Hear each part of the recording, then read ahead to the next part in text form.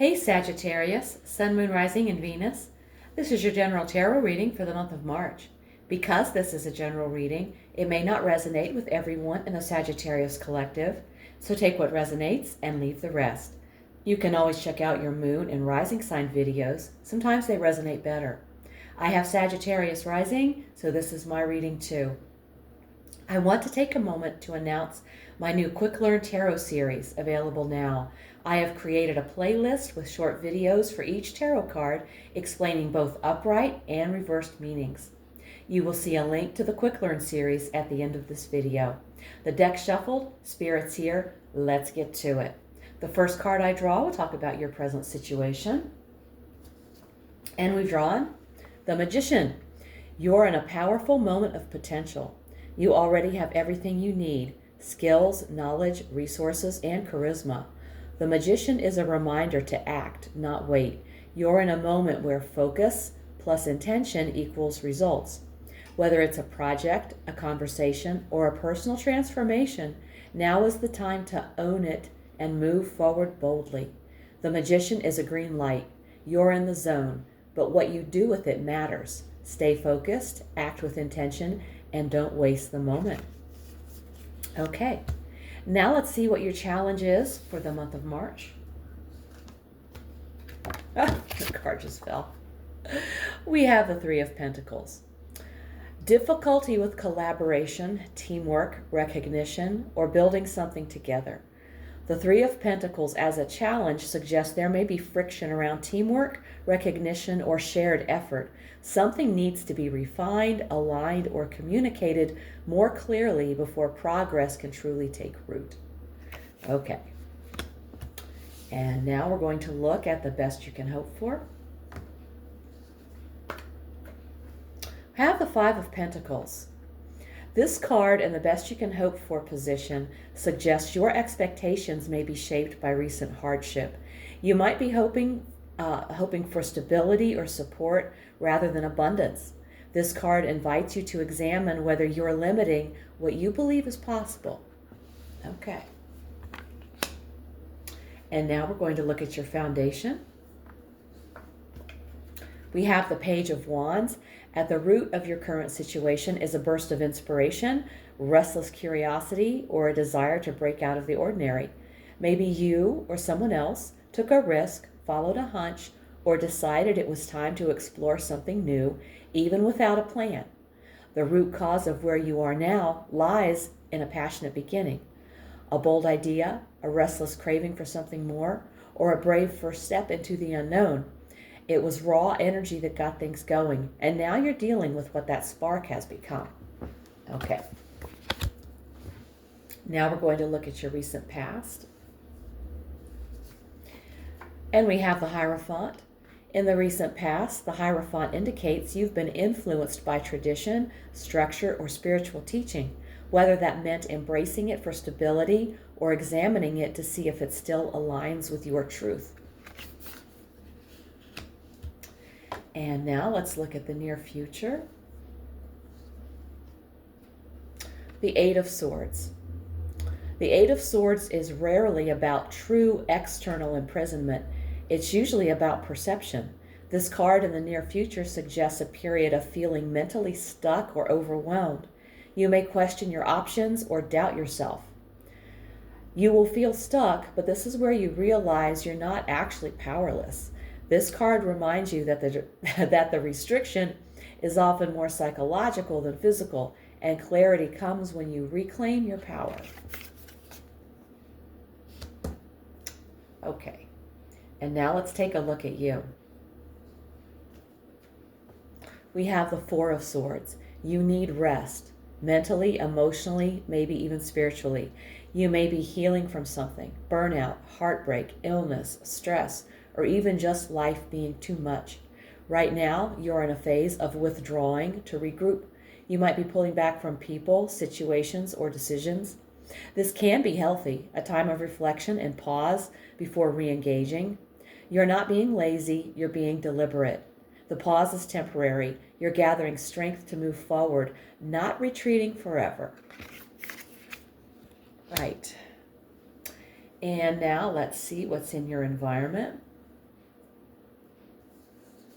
We have the Four of Wands. The Four of Wands in the environment position means you're not alone, and the energy around you is inviting, grounding, and celebratory. Whether it's a home, community, or sense of belonging, this space is trying to support your growth and joy. Don't ignore the open doors. All right. Nice environment. And now we're going to look at your hopes and fears. We have the Six of Swords. This card in this position shows a strong desire for peace and healing, but also fear around the transition required to get there. You want calmer waters, even if you're unsure about the journey. Trust that calmer waters exist, even if the boat ride feels emotional. Allow yourself to release what you can't carry forward. Don't let fear keep you in mental turbulence. Progress is still progress, even if it's quiet. Okay. And now we've reached the outcome. We have the Two of Swords. The outcome is inconclusive, intentionally paused or protected. You may not have all the information you need yet, or you may be avoiding a difficult choice or truth. This isn't a failure. It's a moment of stillness before action, and sometimes that is the wisest next step. Okay. And now we're going to look at the card at the bottom of the deck. This shows the energy quietly flowing beneath everything. We've seen today, and we have the Seven of Swords. Something's not fully out in the open. Either you're holding something back or someone else is. You or someone around you may be navigating things quietly, carefully, or even deceptively. This energy often reflects a desire to protect oneself from conflict, vulnerability, or being exposed. There's something under the surface, unspoken, unseen, or unacknowledged. Whether it's strategy or avoidance, this hidden influence is shaping what's happening now. All right. We're going to get a message from Spirit using the Work Your Light Oracle. This is a new deck. All right, Spirit, what message do you have for us? Okay, the message is protection. Call back your power. Cut the cords. Soul retrieval. You are being asked to reclaim your energy. Take a look at who or what may be draining you emotionally, mentally, spiritually. Your energy is sacred. Energetic cords form between people, places, and experience. It's time to clear what no longer serves you. Call your power back. Release old attachments. Close the tabs you've left open. This is soul retrieval. This is energetic sovereignty. When you clear your field, you create space for aligned opportunities to enter. There is an affirmation with this card, and it's a little bit long. I'm going to go ahead and read it, and I will also post it in the description box below the video. Here is the affirmation / prayer. I call back any lost fragments, power, or light now.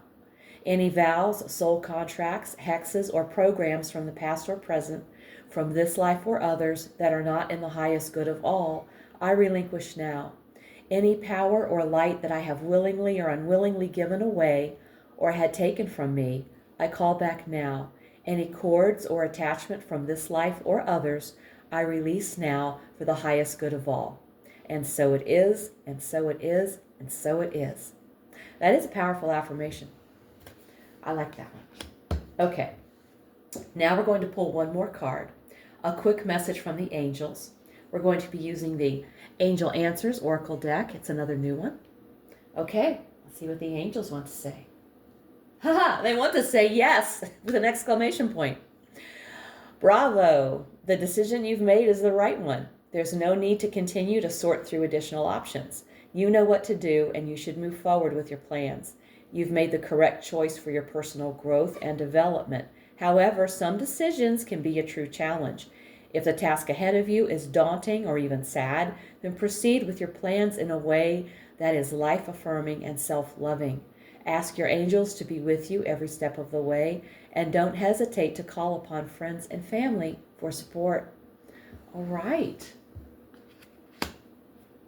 Well, Sagittarius, March is a month of power, but power that must be protected, focused, and reclaimed.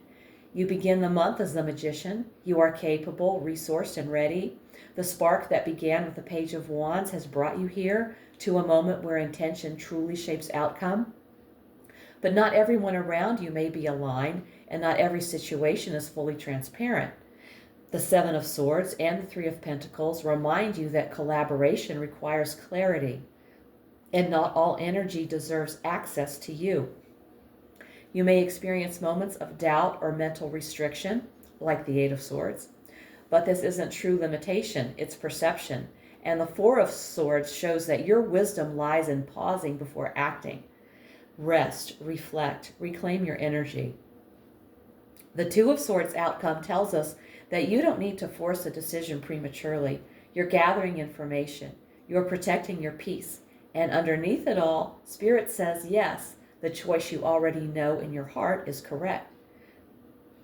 This month isn't about chasing abundance. It's about raising your standards for it. When you call your power back, when you clear the cords, when you stop shrinking your expectations to match past hardship, aligned opportunities will meet you. You are not stuck.